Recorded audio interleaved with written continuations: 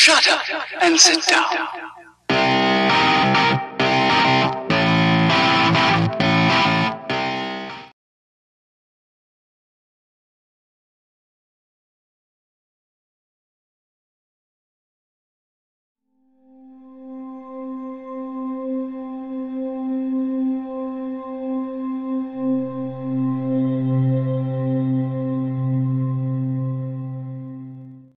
So bago ako magsimula sa pagnanarrate, guys, I just wanted to say thank you sa lahat po ng members natin, and of course sa lahat ng sumusuporta sa atin, both members and non-members ng ating Lihim na Aral channel.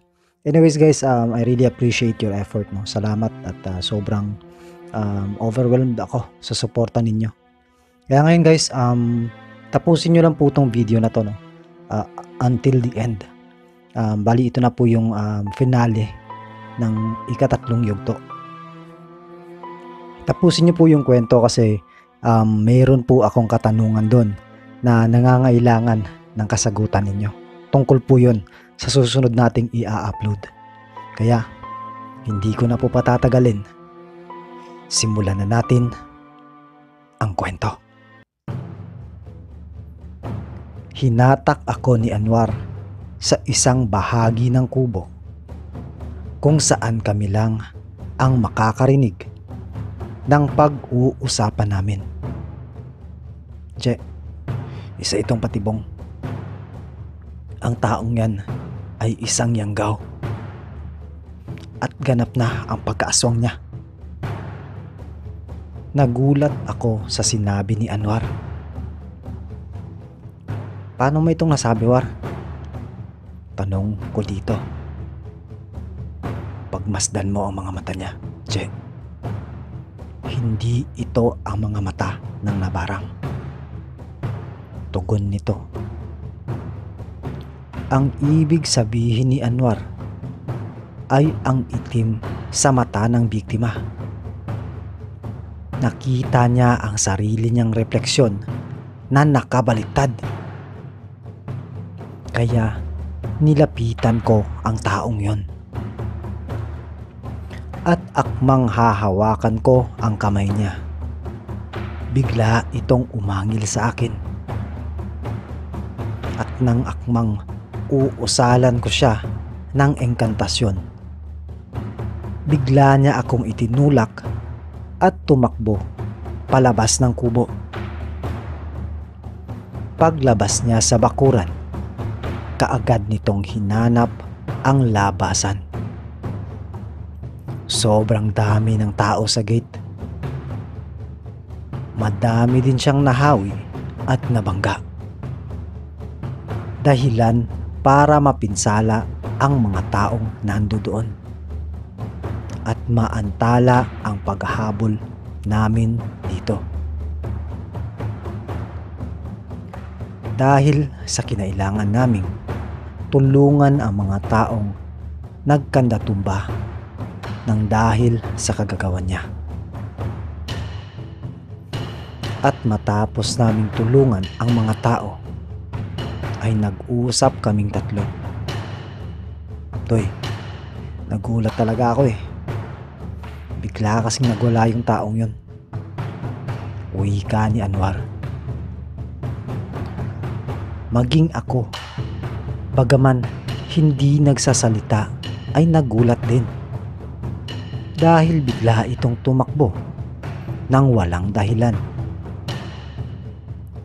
Sino mga kasama nito? Nakita niyo ba? Tanong ni Dodoy. Hindi eh. Pero kasunod niyang tumakbo yung isang matanda, pero hindi din ito tumungo dun sa direksyon ng lalaki. Wika ni Anwar. Bukas, hindi muna tayo tatanggap ng mga gagamutin. Mukhang paparating na sila. Wika ni Dodoy. Kinabukasan, agad na kaming naghanda. Hindi na muna kami tumanggap ng pagpapagamot. Nilagyan din namin ng bakod at proteksyon ang buong paligid. At pagsapit ng 6:00 ng hapon, binilinan namin ang lahat na huwag lalabas ng kani-kanilang mga bahay. Mabuti naman at nadala na din ang mga tao dito. Kaya naging madali na ang pakikipag-usap sa kanila. At nang sumapit na ang dilim, pare-pareho kaming nagsipagtaas ng bakod, nagdasal at naghanda. War, hindi dapat maganap ang laban dito sa compound. Kailangan dalhin natin sila sa isang lugar na walang mapapahamak. Wika ni Dodoy. Sumang-ayon kaming tatlo sa isang plano na itaboy palayo sa maraming tao ang labanang iyon dahil hindi maaaring mapahamak ang mga inosente. At kaagad ko silang binilinan. Mapanlin lang ang mga daghamon. Kaya nilang magpalit anyo at gayahin ang anyo ng isang tao. Maaari din nilang gamitin ang kahinaan natin laban sa atin. Ang ating mga mahal sa buhay. Kaya wag na wag kayong magpapalinlang. Wika ko sa dalawa. At tumango naman ang mga ito bilang tugon. Higit kanino man sa aming tatlo, ako ang higit na nakakaalam sa mga kakayanan ng mga daghamon. Dahil minsan ko na din silang nakaharap at nakasama sa isang labanan. Dito ko din namalas ang lakas ng lahing ito. Maging ang mga malalakas na uri ng elemento ay natatakot sa kanila. Lalo pag pangkat silang lumusob.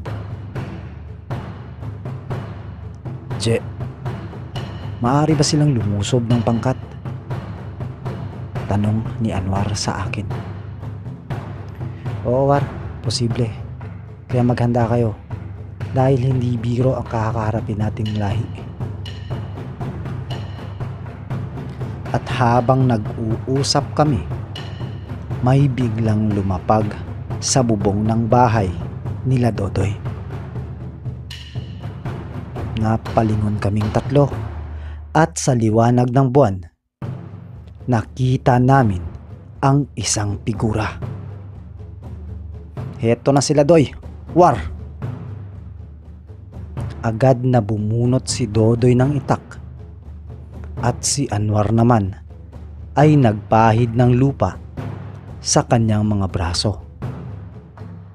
Nag-usal na din ako ng inkantasyon at matapos kong gawin ito, naramdaman ko na naman ang pagsayad ng higanteng katawan ng pusa sa aking mga binti. Tara, War, Doy.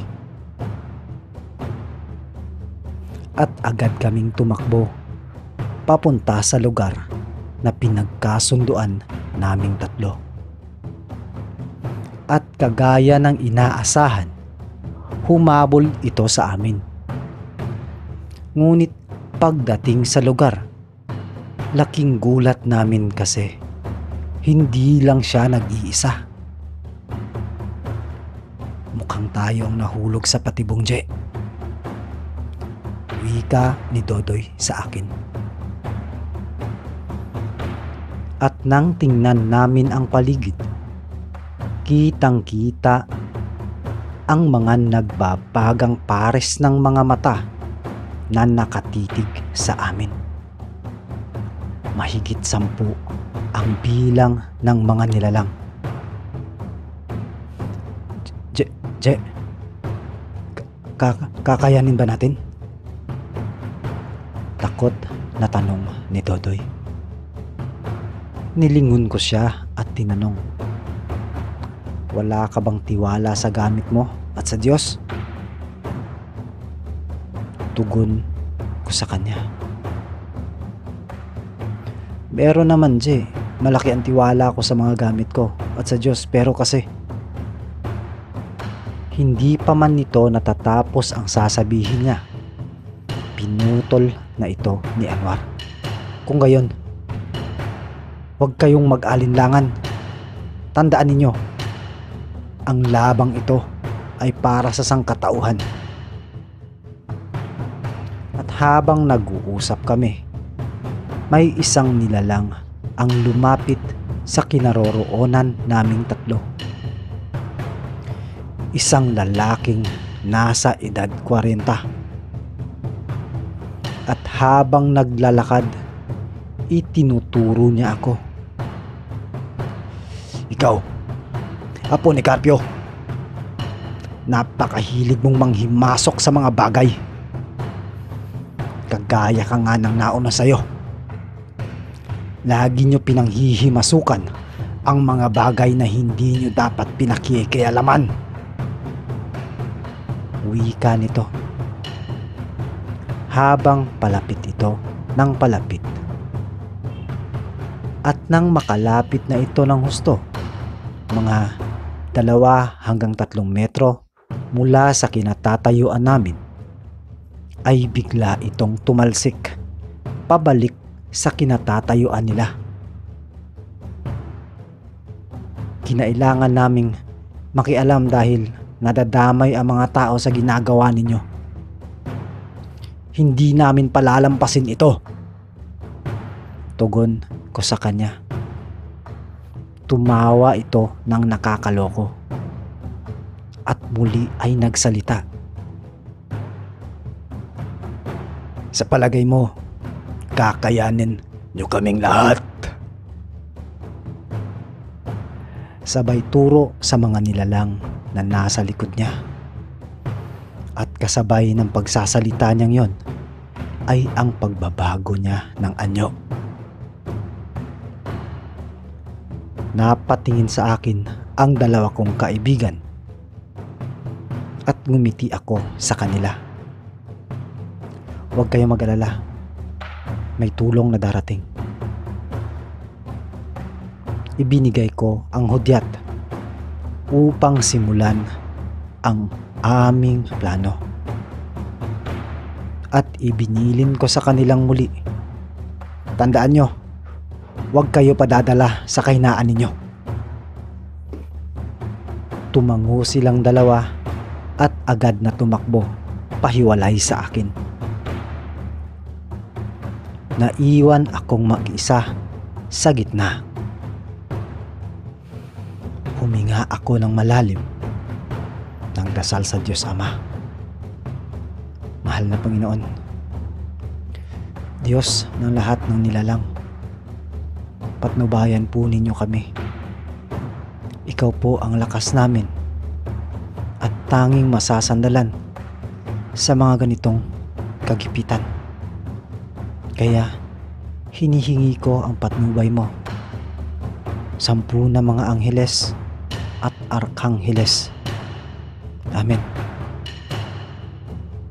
Matapos kong magdasal, inusal ko ang pangalan ng mga Diyos ng Sator na itinuro sa akin ng tiyuhin ko. Maraming taon na ang nakakaraan. At matapos kong gawin ang lahat ng paghahanda at mga dasal mula sa kanan, inusal ko ang mga engkantasyon na mula naman sa mga elemento ng kalikasan. Isa dito ay ang pagtawag sa punong kawal ng mga dalakitnon.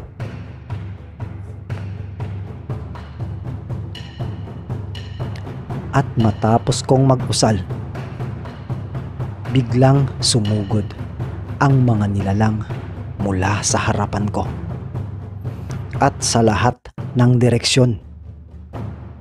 Pero bago pa man sila makalapit, ay tumalsik na sila at kasabay ng pagtalsik nila ay ang napakalakas na pagaspas ng animo ay napakalaking mga pakpak.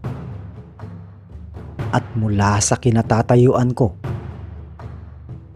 kitang-kita ko ang nangyayari sa dalawa kong kaibigan. Pinagtutulungan sila ng mga daghamon. At para silang walang magawa sa mga ito. Kaya muli akong tumawag ng tulong para sa kanila. Pero bago ko pa man matapos ang pag-uusal ko, nakita kong sumuntok si Anwar sa lupa. At maniwala kayo o hindi, bahagyang yumanig ang paligid. Dahilan para mawala sa balanse ang mga nilalang na nasa palibot niya. Isang napakagandang pagkakataon para muli kaming magtipon. At nung nakabalik na sila sa kinaroroonan ko, agad ako nag-usal ng dasal pangkubli. Dahil alam ko na ang susunod na mangyayari. Che, bakit tayo nagtatago? Takang tanong ni Dodoy. Manood kayo. Itinuro ko ang kinaroroonan ng mga nilalang. At nang laki ang mga mata nila Anwar at Dodoy nang makita nila ang mga dalakit nun na umaahon mula sa ilalim ng lupa. Isa-isa nilang pinaghuhugot ang mga nilalang hanggang sa dalawa na lang ang natira. Kaya nagkalas na ako ng pangkubli at nang makita ako ng isa sa mga naiwang nilalang, agad itong nagtanong sa akin. Sabihin mo, bakit kailangan niyong gawing ito? Bakit kailangan niyong makialam sa mga gawain namin? Galit na galit ang tanong nito. Ang kaharap namin noong mga panahong iyon ay ang pinuno ng mga daghamon at ang kapatid nito. Sinisira nyo ang balanse ng kalikasan at inilalagay ninyo sa alanganin ang buhay ng mga inosenteng tao. Tugon ko dito. Pero muli itong nagsalita. Ang mga tao na pinagtatanggol mo ang siyang nag-udyok sa amin upang gawin ito. Kayo ang nagsimula ng digmaang ito. Sa haba ng panahon na nabuhay kami, nasaksihan namin ang kalupitan ninyo sa kalikasan, sa mga kahayupan. Nilapastangan ninyo ang tahanan ninyo. At kami na nananahimik, inusig ninyo at tinangkang ubusin. Kaya ngayon, sabihin mo, Apo ni Carpio, wala ba kaming karapatang maghigante?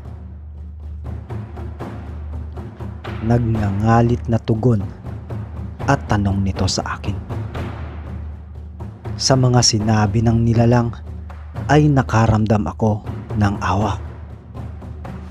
Dahil bagaman nabibilang siya sa angkan ng mga aswang, itinuturing din nilang tahanan ang kalikasan. At tama siya. Mga tao ang dahilan kung bakit sila nahantong sa ganitong kalagayan.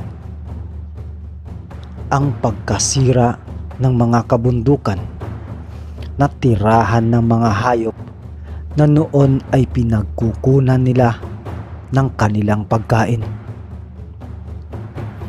Ang pagkakalbo ng mga kagubatan na itinuturing nilang tahanan. Ito ang mga bagay na nagtulak sa kanilang ituring ang tao bilang kaaway. Nauunawaan ko ang hinanakit mo. Pero hindi nakakabuti sa balanse ng mundo kung uubusin ninyo kaming mga tao. Alam mo yan, pagkat nakapaloob ka at ang angkan mo sa kasunduan ni Lindayag. Wika ko dito. Kasunduang ang mga tao mismo ang sumira. Tugon nito. Matapos niyang magsalita, tinignan ko ang lahat ng mga kasamahan niya. Napupuluputan ang mga ito ng mga baging at nagwika ako sa nilalang. Kaibigan, pagmasdan mo ang mga kasama mo. Ito ba ang gusto mong mangyari? Ang maubos kayo ng tuluyan? Alam mo sa simula at sa pulpa lamang na wala kayong laban sa amin. Dahil kaisa ko ang kalikasan at ang mga gabay nito. Pero hindi ko na ito paaabutin pa sa ubusan ng lahi. At akmang lalakad na ako patungo sa nilalang. Pinigil ako ni Anwar at ni Dodoy. Che, mapapahamak ka, huwag mong ituloy. Wika ni Dodoy. Ipinatong ko ang kamay ko sa balikat niya at sinabing, magtiwala ka lang, Doy. Walang mangyayari sa akin. At agad akong tumuloy sa paglapit sa nilalang. Laking gulat ng dalawa kong kaibigan dahil ibinaba ko ang depensa at kinalas ang mga baging na nakagapos sa iba pang mga nilalang na noon ay nanghihina na. Paglapit ko sa pinuno ng mga daghamon, umatras ito. Itinaas ko ang aking mga kamay bilang pagpapakita na wala akong intensyon na lumaban. At buong kababaan, akong lumuhod sa lupa. At nagwika.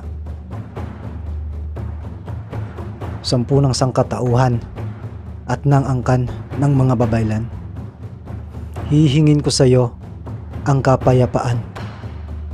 Kapalit ang pangako ko, saksi ang lahi mo at ang lahat ng nilalang na naririto ngayon, na pangangalagaan namin ang lahat ng natitirang bahagi ng kalikasan at titigilan na namin ang pag-usig sa inyo.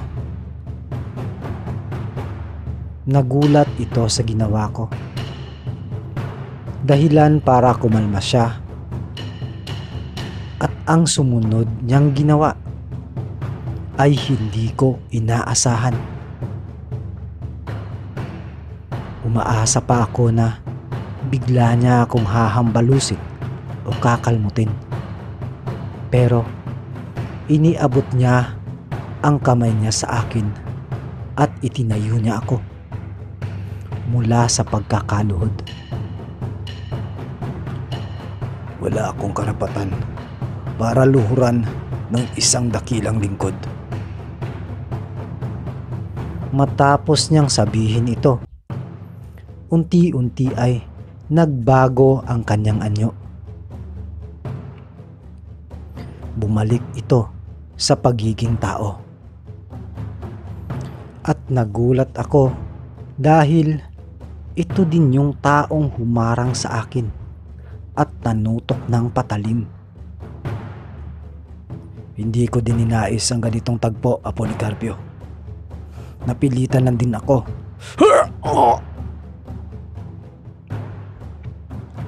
Laking gulat ko kasi may kung sinong sumaksak sa kanya mula sa likod.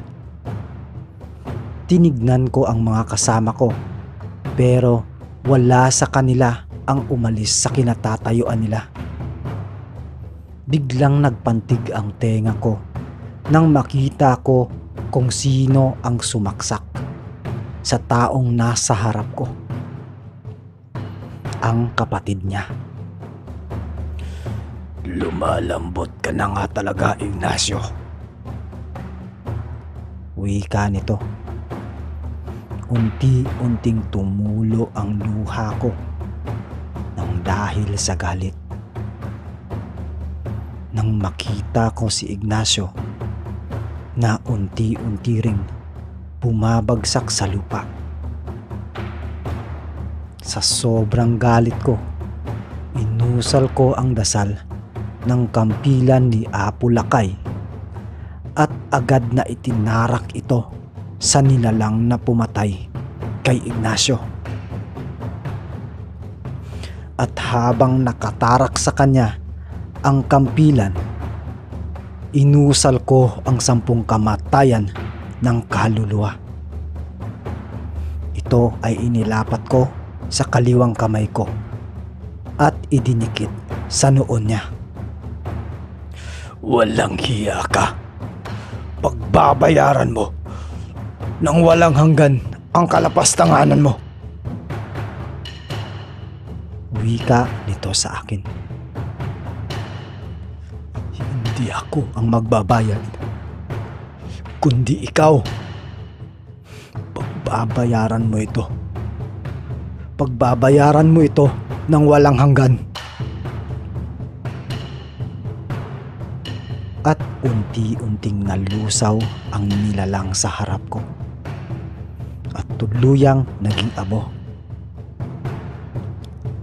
Agad ko namang sinapo si Ignacio at sinubukan ko siyang gamutin sa tulong ng laway ng isa kong gabay na si Maral. Pero wala na. Nahuli na ako. Namatay si Ignacio. Iniikot ko ang tingin ko sa buong paligid. Nakita ko ang iba pang nilalang na mga kasama ni Ignacio na noon ay nasa anyong tao na. Kitang-kita ko ang pagdadalamhati sa mga ito sa nangyari sa kanilang pinuno. Ipagpaumanhin ninyo dahil hindi ko napigilan ang kamatayan ng pinuno ninyo. Pero iisa lang ang maipapangako ko. Naglabas ako ng patalim at hiniwa ko ang palad ko. At muling nagwika. Sa pamamagitan ng aking dugo bilang lagda sa kasunduang ito, ipinapangako ko na mamumuhay kayo ng mapayapa simula sa araw na ito. Wika ko sa kanila. At kasabay ng pagputok ng araw ay ang unti-unting paglaho ng mga nilalang. Naiwan kami ni Anwar at Dodoy at ang bangkay ni Ignacio. Inilibing namin iyon bilang tanda ng respeto at pangako sa lahi nila. Binasbasan ito ni Anwar at Dodoy ng kanilang dugo.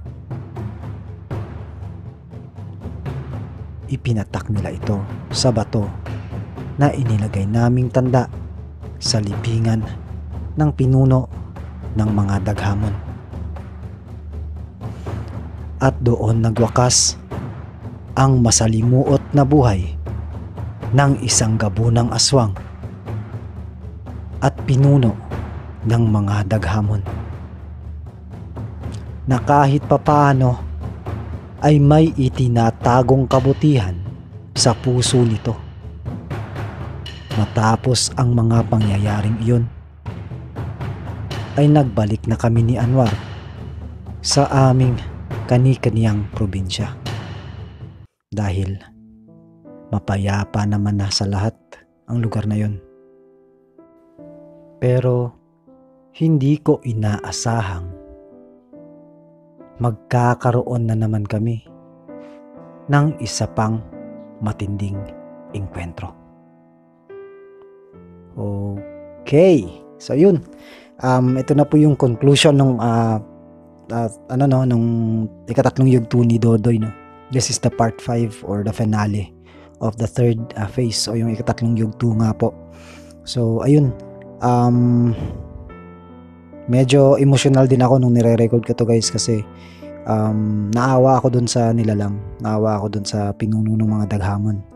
Hindi ko akalain na papatayin siya ng kapatid niya eh. Kaya kahit ako, na-surprise ako dun nung time na yun. At medyo nalungkot syempre kasi nakikipagkaibigan, nakikipagkasundo na yung tao eh. Tapos mamamatay. Syempre masakit yun, no? So guys, ito ngayon yung katanungan ko, no. Bago natin ilapag yung